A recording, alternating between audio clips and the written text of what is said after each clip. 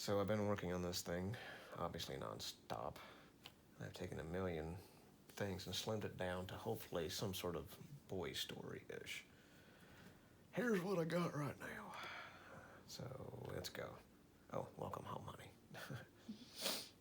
Bard of Broken Hearts. When I was a kid, kids didn't want to be my friend. My family lived on the wrong side of the tracks.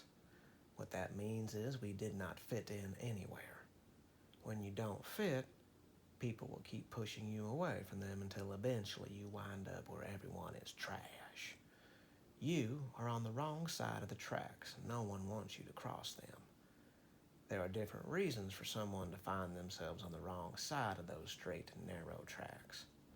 Poverty, alcoholic parents that cannot keep their demons quietly contained behind four walls of their home, the wrong color, the wrong colors breeding together and having mixed colored children, the wrong religion, or at least the one that good townsfolk decide is the wrong religion. There are so many reasons to be welcomed by those cold, careless arms of the tracks. In my case, it was poverty and the angry alcoholic parents. At one time in life, both of my parents had very good jobs, and we lived in a great neighborhood. Mom and Dad both worked in the same factory, so when it closed down, they both fell into drinking and fighting. And they kept falling. Let me type in they real quick. Eventually, their reputation of drunken violence was famous all over our town, even on the other side of the tracks. My name is Drifter. That is what the kids and some parents call me. It was not a nickname they gave me out of kindness and friendship. It was a nickname they gave me as they threw rocks at me, or in some of the parents' cases, blamed me for something their good kids did because I was the easiest target. Yes, believe it or not, there are people like that in this world, more than you realize. I tried to stay away from home as much as possible and was always walking around the town trying to find new places to hide. Drifting in and out of hiding places, I was never in the same spot twice, and never for very long. The other kids made it their focused hobby to try and find me and then think of the cruelest games they could play. My home and my life were the same. I didn't have one. That changed with the carnival. 2. It seemed overnight the vast empty field of Old Man Porter, he lived on the edge of town and rented out the field for festivals, became a surreal dream of chaos, music, and magic. Before noon, everyone in town knew there was a carnival, and it would be open at sunset. My day was spent hiding, dreaming, and waiting for that sun to move. There was a giant tree with an old treehouse tucked away in its branches, and it was on the land of an elderly lady. I need to redo that sentence. It was on the land of a very great googly moogly, I can't say elderly this evening. It was on the land of a very elderly lady that I periodically helped with chores.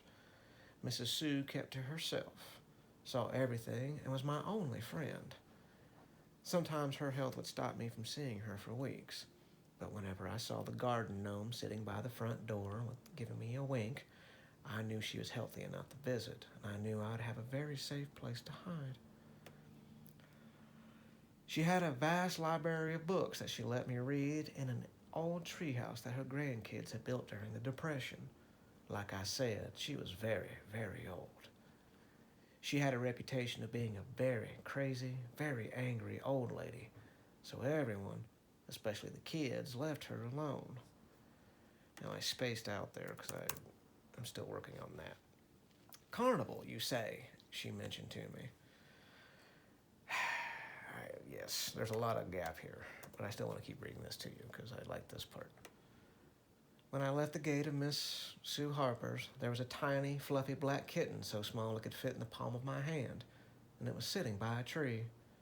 When it saw me, it stood up, yawned, stretched very slowly, then started to follow me. I kept stopping and waved my hand. "Scoot, you need to get home." The fluffy black kitten would stop, sit, and then stare at me. It didn't blink, it didn't move. It just waited. "Scoot!"